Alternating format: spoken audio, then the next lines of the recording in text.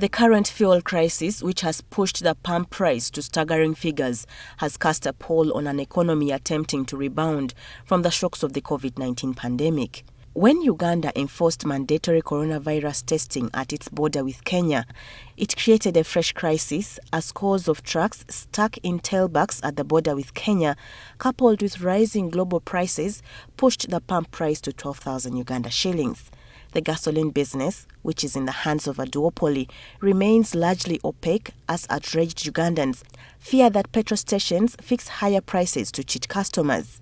This is worsened by claims of hoarding and acute fuel shortages in the country's reserves. Can a functional multimodal transport system solve this crisis? Across the world, rail-water transport has been empirically proved to be the cheapest means of transport. It is also the safest means of transport compared to road and air. Owing to Uganda's landlocked status, the British colonial government established a functional multimodal transport system of road, rail, water and air, initially intended to serve their interests to ease access to different pockets of the country for administration and hauling resources to the roaring turbines in Europe during the Industrial Revolution. There was an interconnected network of rail and steam engines transporting cargo and passengers from Mombasa Port at the Indian Ocean to Kisumu Port, to Port Bell and Jinja, to Namasagali at Lake Choga and Butiaba at Lake Albert. 59 years after independence, the once vibrant rail-water transport has been reduced to footnotes of colonial history. The bulk of the fuel was coming from the port of Dar es Salaam, and it would come by rail to Mwanza, and from Mwanza to Port Bell, and then Jinja, and then to the depots. But the other additional fuel was coming from Eldoret. Fuel would be pumped by pipeline to Eldoret, and then picked by rail tankers from Eldoret to Kampala. Actually, there was a time when Uganda Railways had the monopoly to carry fuel. All government fuel had to come by rail. But when they liberalized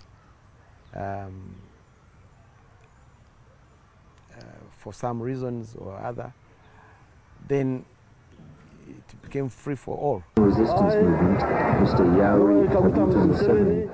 By the time the NRM government came to power in 1986 after the Luwero Bush War, the railway, airlines and water transport were bruised and battered but remained resilient.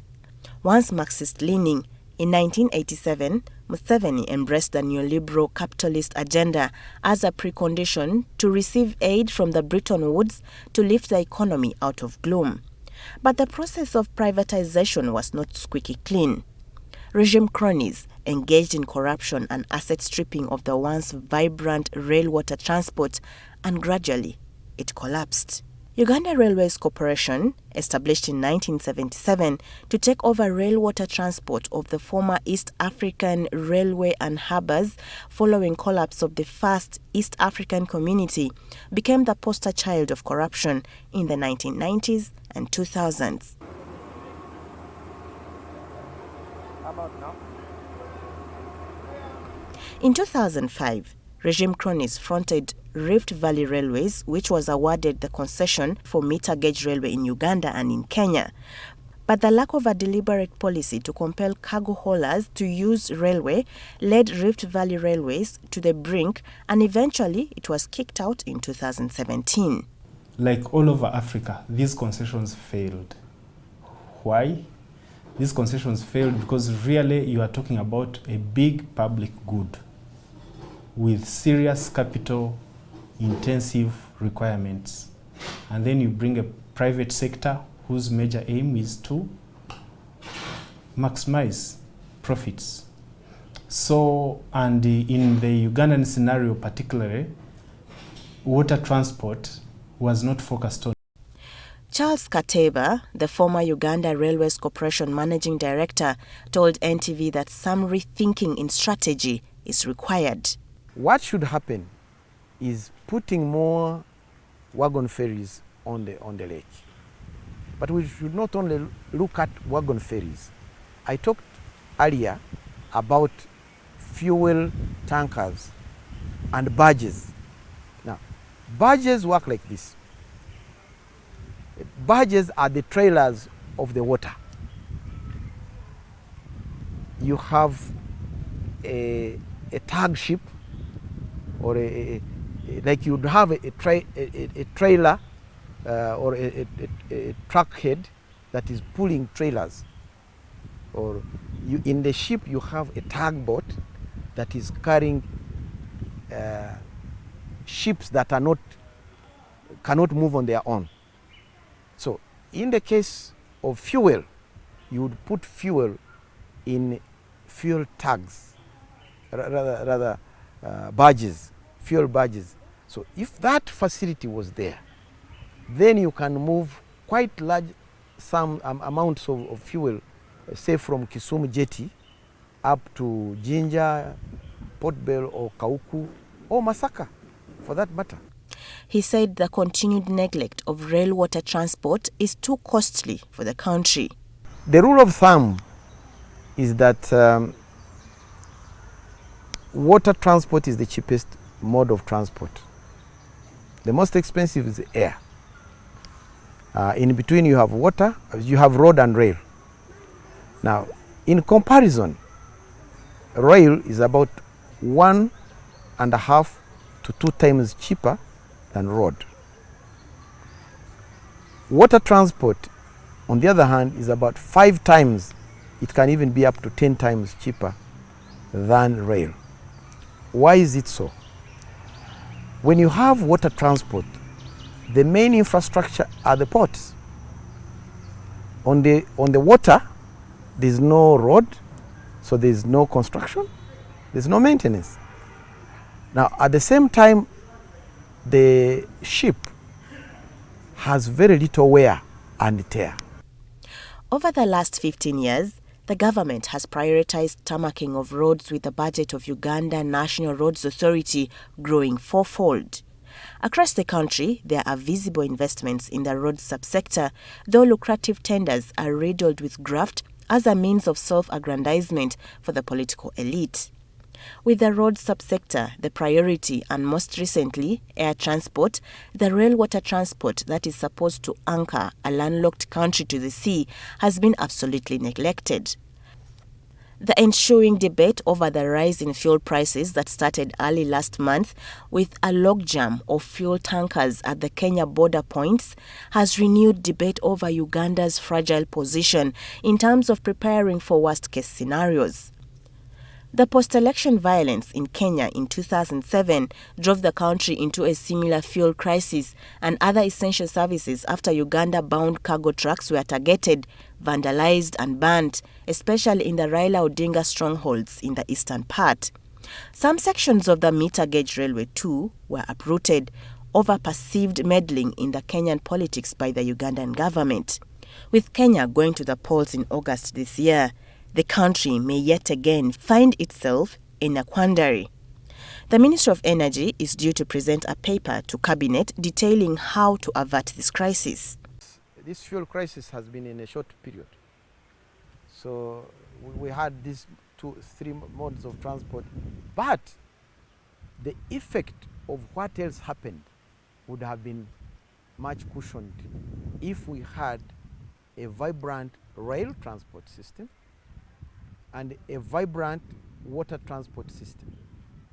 If you were bringing fuel by barges, then there would be no fuel moving, or very little fuel moving by trucks. Apollo Kashanku, the Minister of Works principal economist in charge of rail water transport, told NTV that there are plans to make this mode of transport work again. These lines are now in plan to be rehabilitated, not just in plan, but as you may know, the Tororo Guru line, we already have a contract on ground doing rehabilitation with the money from European Union. and a component is Uganda funded. We also have a contractor on ground, actually signed the contract in November to rehabilitate Kampala Malaba, a portion of Kampala Malaba, but also we think that before this year ends, we shall have signed a contract to rehabilitate the full Kampala Malaba meter gauge line with funding from African Development Bank. The minister has also had meetings with several people to try and get funding for the Kampala-Kasese line. And all this is to try and put back the meter gauge line as we know it, as we wait for the standard gauge line. He says that rail water transport is cheaper in Uganda's case. I will tell you, water transport right now from Port Bell to Mwanza is about 2 cents per ton kilometer. 2 cents per ton kilometer. Water. Rail is about 5 to 10 cents. 5, I say that because SGR is faster and more efficient. The meter gauge is still not good, so it's slightly more expensive. While the road is double that, 21 cents per ton kilometer. So you see the figures are very, very big.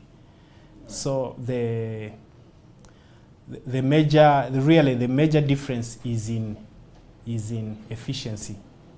Yeah. So the businessman does not just look at the cost, he looks at the efficiency to have his product where he wants it to be. Uganda's daily consumption for petroleum products averages at 6.5 million litres. However, this fuel is hauled in almost daily, which explains the high frequency of truck tankers on the road. One of the reasons is based on national security. The two major bulk fuel suppliers, Vivo and Total Energies depots, are situated within the central business district, so they are not fully stocked, while the small suppliers have to keep the trucks on the road to haul in their supplies. In industrial area, the rail links connecting to the fuel depots are broken or vandalized as a sign that the days of hauling fuel imports through the railway line are behind us. The high frequency of loaded fuel tankers on the road is also a major security risk to other motorists and road users in case of an accidental explosion, or more so in this age of terrorism. There have been a number of accidents involving fuel tankers which have left a heavy human toll, but seemingly no lessons are learned by those in charge. One train, one ship carries 22 tank wagons.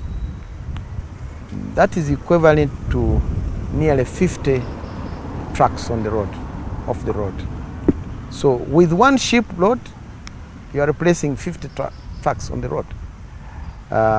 You have one pilot, you have a few other support crew, that's it. But the other side, you are having, if you have 2 crew on the trucks, that's 100 crew members. Now remember, you are also incurring cost of wear and tear on the trucks and on the road. The British left behind a network of 1,244-kilometer railway from Mombasa to Kampala, with a 333-kilometer rail link to Kasese, as well as a 502-kilometer connection to the north between Tororo and Pakwach. Ideally, the railway was to facilitate international trade in post-independence Uganda.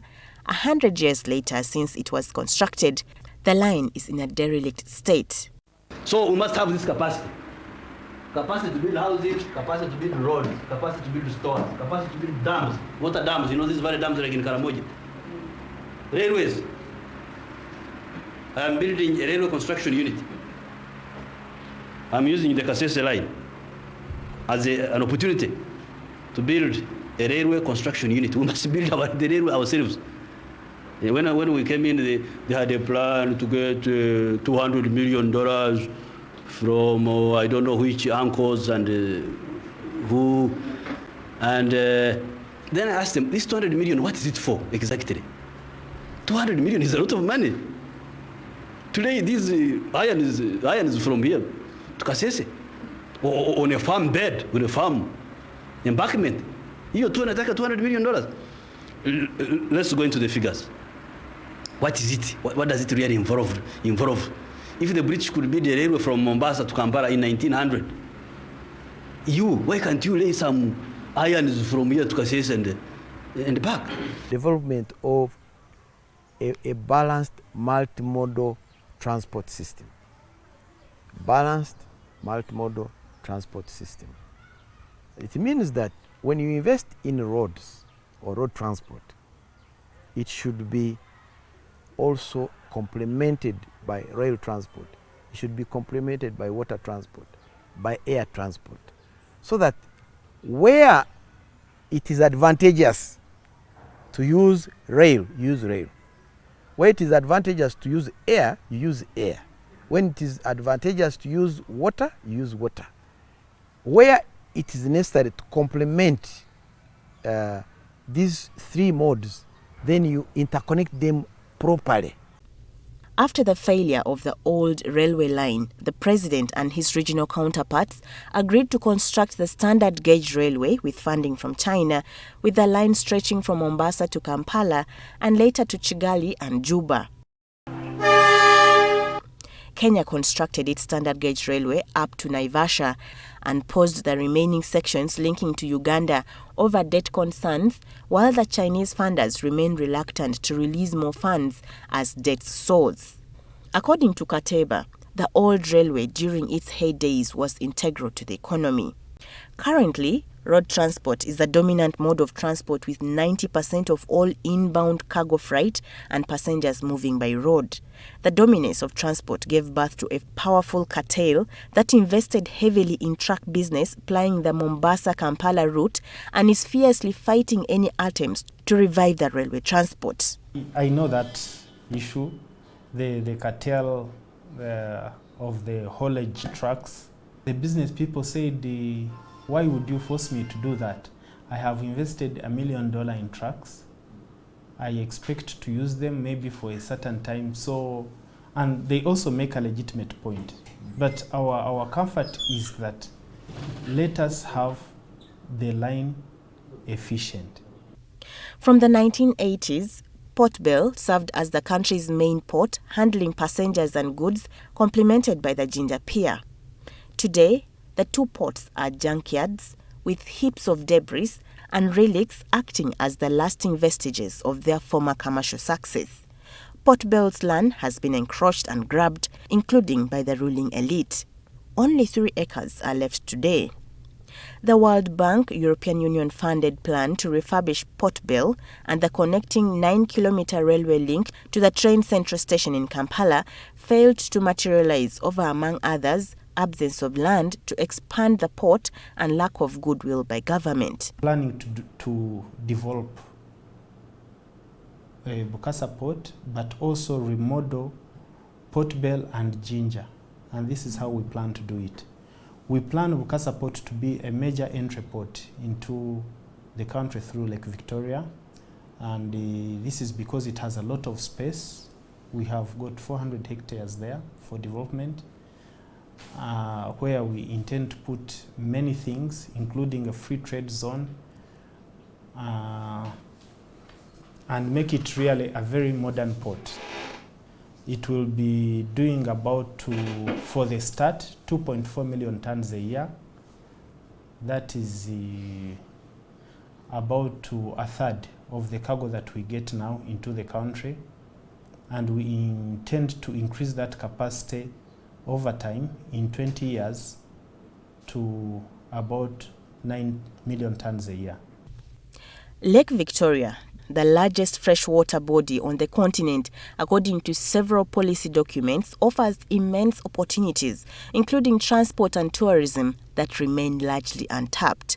For instance, travel time between Entebbe and Port Bell on a speedboat is about 15 minutes, but there is no functional transport to offer this service.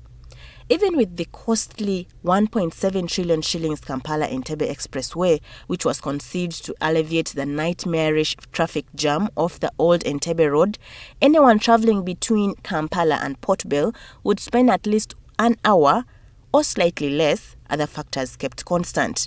Travel time for water cargo vessels between Port Bell and Kisumu Port is 16 hours. Between Port Bell and Mwanza Port, travel time is 18 hours, but the water transport services across the routes are sketchy. The Works and Transport Sector Development Plan for the financial year 2015-2016 and 2019-2020, an offshoot of the government's policy blueprint, the National Development Plan, details government's lofty dreams of developing a sustainable road, rail, air and inland water transport modes for economic transformation. But as the saying goes, Uganda has many good policies, but for the most part, they remain on paper.